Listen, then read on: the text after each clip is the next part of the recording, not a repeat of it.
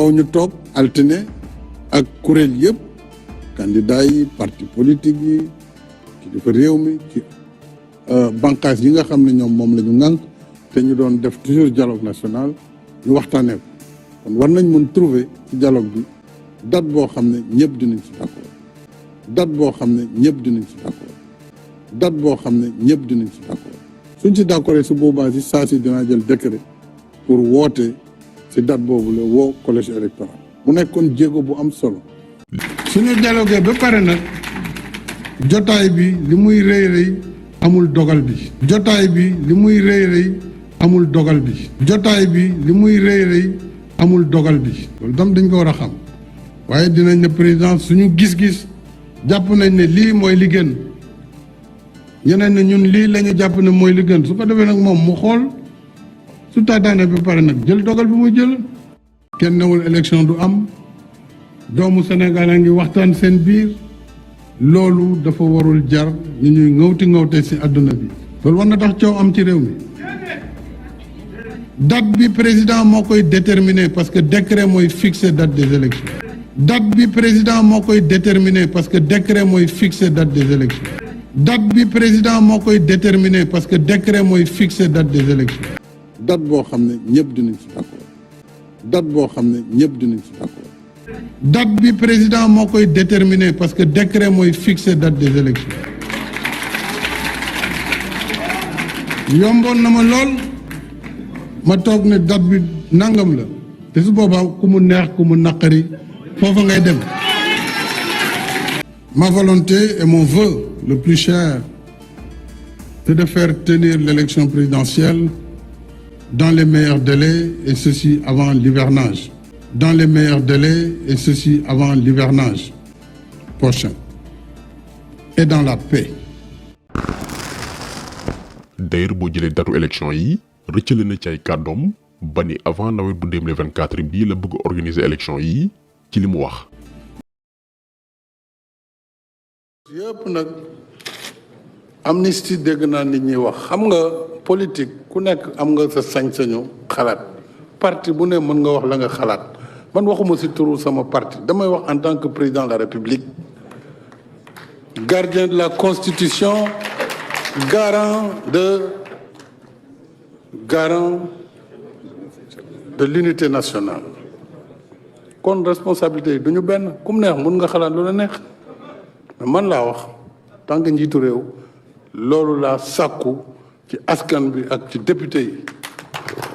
ñu am dépassement am pardon am réconciliation ça ne veut pas dire nit ñi gisuñu ñaawteef yi fi am mais boo bàyyee yeneen ñaawteef yu gën a garaaw mun na am yeneen i bakkan daanu kon réew day toll foo xam ne dañuy dépasser li nga xam ne moo nekk ci xol yi en tout cas loolu mooy sama position et je l'assume devant la nation et j'engagerai mes députés ceux de notre majorité j'engage nos leaders et j'engage même les députés de l'opposition pour ñu ànd ci loi boobu ñu tuddee loi d'amnistie pour dépasser ces difficultés nit ku nekk nag ak sa responsabilité voilà ma responsabilité je l'assume te xam ngeen ne man ragaluma position ragaluma wéet ci sama position aussi ragaluma ko de donc loolu il faut aussi que ces questions soient claires ku nekk ak sa responsabilité ku mu neex mun nga bañ mais moi je vous dis voilà la position du président de la République wax naa ko ñaari yoon ñetti yoon te loolu lay soumettre à l'Assemblée nationale te sama gouvernement ci loolu lay dox parce que ndigal boobu laa ko jox pour que les choses soient claires parce que nag c'est le président qui définit la politique de la nation kon li ñuy doxal ci turu état bi mooy ndigal yi may joxe ba fu muy yem loolu dafa war a leer kon alarba laa wax gouvernement bi dana adopter un projet de loi d'amnistie yónnee ko Assemblée nationale li ci des nag mooy continuité de l'État su nit ñi raisonnable danañu trouver solution yu gaaw yoo xam ne danañ mun accompagner processus bi suñu amul trouvé wul lu raisonnable su boobaa dinaa ne conseil constitutionnel le 2 fexeel nga wut ku may remplacer ñëw fii ma jox ko leng yi man sama wax toujours day leer ñaar yooyu rek a mën a am trouvé nañu consensus dans l'intérêt supérieur de la nation dina ma jaral ma muñ loo xam ne tey jii gënaluma neexuma itam parce que yàkkamti naa pare dem sama yoon wala amul consensus ku nekk wax lu la neex bu boobaa conseil dinaa ko bind jëlal say disposition le 2 nga ñëw jël kii waat mu waat ñu tàggatoo si jàmm ma santaan ñëpp gërëm ñëpp te su boobaa tam jàmm rek kay am parce que li gën a am solo mooy ñu fixer date bi fixer nuñ siy demee loolu buñ ko amee y a plus de problème donc voilà vraiment li ma leen bëggoon wax ci jotaayu tey bi muy jotaay bu am solo ñu santaat waa réew mi sant kilifa diine yi kilifa aada yi parti politique yi de tous bords sant ñëpp ñu fi ñëw di xaar conclusion yi incha allah su ko defee ñu mettre ko en application maa ngi yemale kàddu gi fi tey di leen wax asalaamualeykum wa rahmatulahi taala wa barakatu. ji si taxawaay bi njiitu réew mi jël fas nara nag indi musiba ci réewum Sénégal ndax fi mu nekk li muy def moom mooy def coup d'état constitutionnel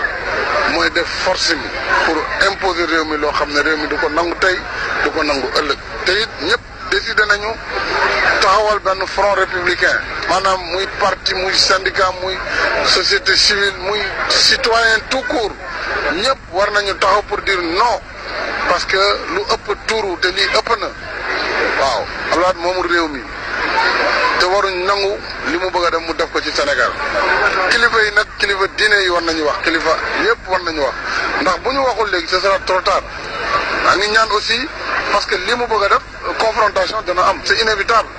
su amee maa ngi ñaan armée nationale nga xam ne c'est une armée nationale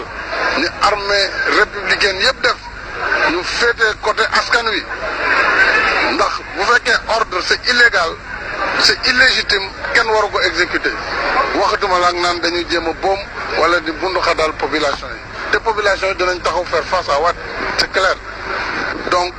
ñu ngi ñaan na retirer son projet là ba nga xam ne amul bopp amul genn